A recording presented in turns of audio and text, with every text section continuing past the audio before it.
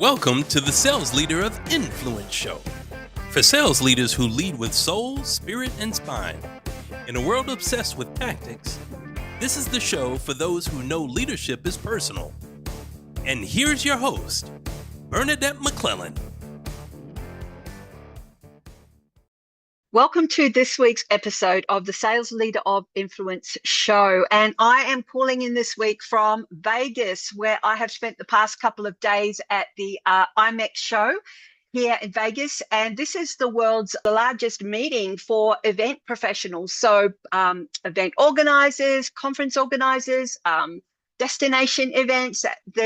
It's like, I think 15 to 20,000 people are here, which is absolutely amazing. And myself and my colleagues through the bureau, the unique speaker bureau that I'm part of, I was able to speak in front of meeting bookers the other day, which was a fantastic experience. I spoke on my signature keynote topic, which is deliberate disruption.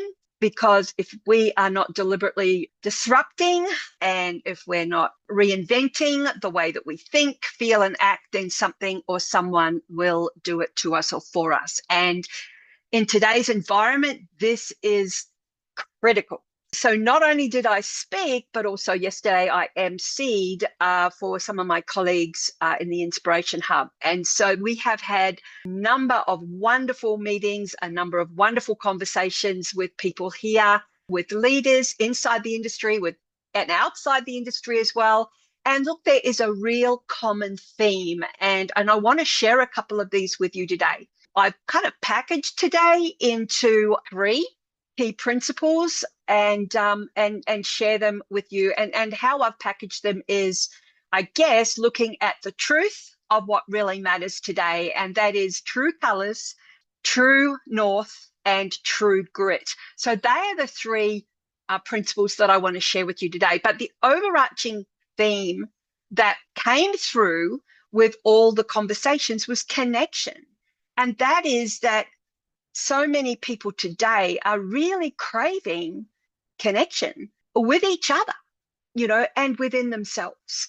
And this is fascinating conversations. So let me share with you some of my thoughts around these topics with you, and so how it can relate to you as sales leaders. And I know that for those of you that listen to me, you know that I share parts of my journey, and I also am quite open with the journey I'm on now, which is we're all evolving, and we're all evolving into better versions of who we can be. And so I view the episodes in this show as a real co-creation. So, you guys are helping me by listening or by watching on the lives, and I believe that I'm kind of here to serve and help you as well with some of my ideas. Some of them may resonate, some may not, but that's not the point.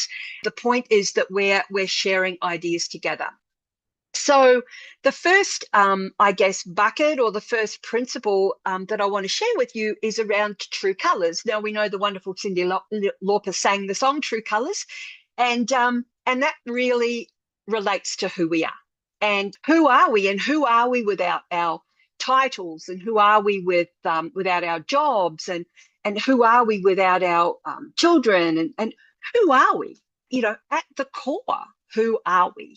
And so that is something that, is definitely worth thinking about, because out there today, people are losing their jobs, businesses are going under. And, I've shared that we lost our business and went bankrupt. And so whilst my recovery was more physical, my husband's recovery was very identity-based, being the provider and protector. So our identity really comes into play today. And so I think what's key is also, how do we picture who it is that we want to become?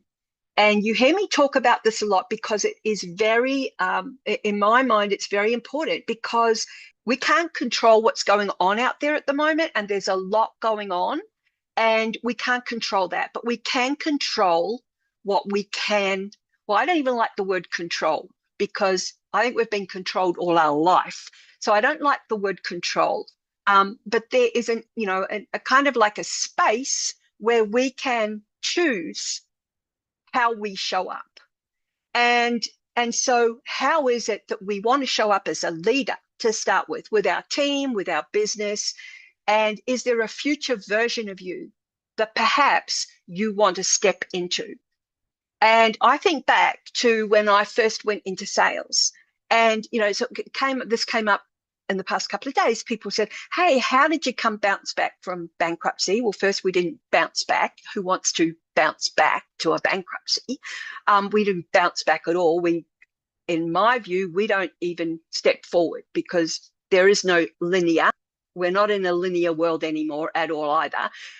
I go up. And so it's like, well, how do you go up? And all these things happen. How did you come to America just like that? In your 60s, what made you just kind of sell everything and just kind of move over? So how do you do these things? And so I look back to when I started in sales, and I was told that I didn't have what it took. This is back in the 80s at Xerox, because I was too nice and not aggressive enough. Well, I look back at that version of me and I think, oh my gosh, where she has come from there, and how has she gone from there to being, the Asia Pacific master coach for Anthony Robbins, to being a Harvard sales coach for Harvard MBA students where she's never been to university. How did she get the Einstein visa, or the Einstein US visa, the same one the Pulitzer Prize winner gets? How did this version of Bernadette get to where she is today, sitting in Vegas after speaking at the IMAX event, one of two, Frankfurt and Vegas, the largest in the world? How did she get there? And it's not that there's anything special about me at all, because I am like you and you are like me. It's because I can visualize a future version of me.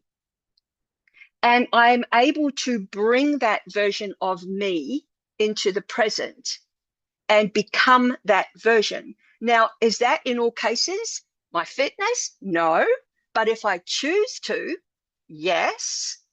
So this is where I'm coming from. It's like our identity. What are our true colors? Because this forms such a huge part of how we can choose to navigate uncertainty out there in the market today. So what I would like you to consider is to elevate your visibility of yourself. So that's point number one. The second point is true north. So when we think about true north, we can think about purpose, but we can also think about intentionality. And so when we think about intentionality, I don't just mean what's your plans or what's your intentions. I mean, how do you calibrate your focus? Like, what is the intention of what you are doing? What is your decision-making strategies around what you are doing? It's interesting because I share that when we did go bankrupt, my son said to me, it'll work out in the end. And if it doesn't work out, it's not the end. And what he inadvertently did was provided a space where I was able to recalibrate, basically, and created this vision in my mind of this gap as like a gift. On one end, there was, collapse, and the other end was choice. And so there's polarities. And so we are, all of us, standing in the gap, whether we like it or not, whether we like to admit it or not. And so when it comes to our decision making, or our intentionality, so many of us are waiting for things to go back to normal, back to where we wanted them to be, or where they used to be, or where we used to be. When in actual fact, inside that circumstance or inside that situation, there is an opportunity for you to actually evolve or shift or move to a different opportunity or paradigm or reality or whatever or frequency or whatever term you want to use. And what is stopping us from doing that is a simple word called waiting. And waiting is what is costing us. And this is one of my big ahas, is like, gosh, what's costing me is waiting. Now, I could have waited to have done this episode with you today. And for those watching, my nail polish is completely chipped. It's like I don't have any fresh nail polish. My hair's not looking as good as I'd like it to be. And that would have stopped me from sharing this with you. I've got no notes with me. This is all me ad-libbing. And I could have just waited and potentially missed an opportunity to share something from me to you. And so this is happening out there in the marketplace all the time, whether it's with your prospecting, whether it's with your accountability, with your team, whatever it is, it's your waiting. So what is your intentionality? What is your true north as a leader? And then the third area is true grit. Well, come on, we need true grit, and we know what true grit is all about. And today, it's not just pushing through. It's not about pushing at all. It's about creating an environment where you can pull in, where you can invite in. And we are in a world where it's all about get, have. But now, if you can shift your thinking to really providing service and knowing you're providing value, but creating an opportunity for that service or that value to be the opening for you to invite the opportunity in. And this is where the magic is. And so in order to do that, when things may not be going right for you, your ladder may not be on the right wall. Anybody who knows me knows that over the past 12 months, I have evolved and iterated, and I have tweaked, and I have done all of these things because I couldn't quite find my grip. Am I there yet? I don't know, but it doesn't matter. It doesn't matter because I've got momentum. And momentum is the opposite of waiting. And so iteration and true grit go hand in hand, because you need that true grit.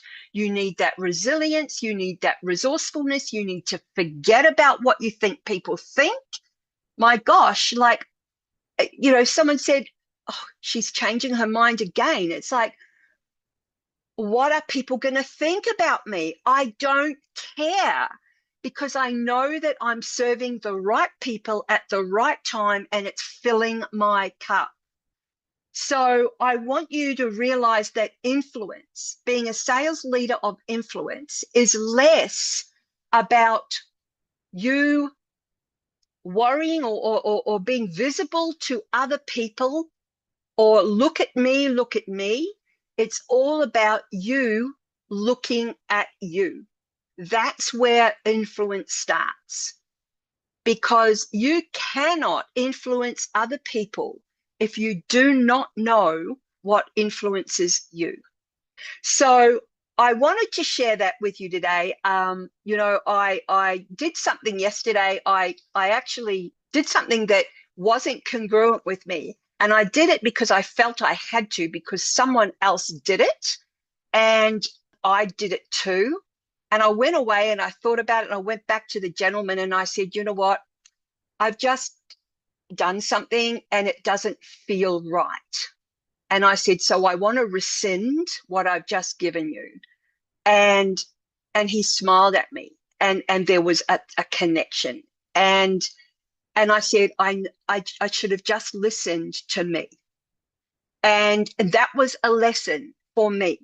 So I want, whatever I've shared today, I hope that when we look at your true colors and the identity part and the bringing in the future you, when we look at your true north and we look at the fact of waiting and decisions and intentionality, and then we look at true grit, and we look at you just being okay with evolving and iterating and experimenting. And who says making mistakes? There's no mistakes. Like, you just do. And all of that, they come together and they help you evolve. And it's not changing, it's you expanding your influence. So I hope that that helps you today. I'm just about to go and check out, and I will be back in Denver later today, and I look forward to seeing you this time next week. If you want to reach out to me, if you have a team that you would love for me to come and share my message on deliberate disruption, or if you would like me to come and share my work and my new program on C-suite sales, definitely give me a call. Or if you're a leader and you want to speak to me about your own leadership, definitely give me a call. So I will speak to you this time next week. Have a great week, and bye for now. Don't forget to like, comment, and subscribe. Thanks for watching the Sales Leader of Influence show with your host, Bernadette McClelland. See you next Wednesday live at 5 o'clock Eastern.